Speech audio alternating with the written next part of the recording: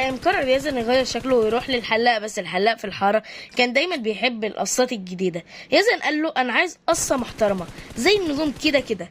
الحلاق ضحك وقال له ولا يهمك يا نجم، هخليك ترند. بدأ الحلاق يشتغل وفجأة الكهرباء قطعت. قال له يزن انت وقفت؟ قال له الحلاق لا يا معلم، دي المرحلة الأخطر، دلوقتي بنستخدم الإحساس. وبعد ربع ساعة الكهرباء رجعت، ويزن بص في المراية ولقى الحلاق حالق نص جمجمته والنص التاني عاملها له زجزاج. يزن صرخ وقال يا عم انت حالق لي ولا عاملني بيتزا؟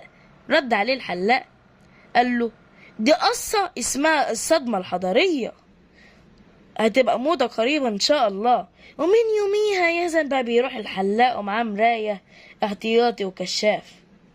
لما حد يقولك هخليك ترند اتأكد انه مش هيخليك ميم بدل الترند. مش صح يا زمولكس؟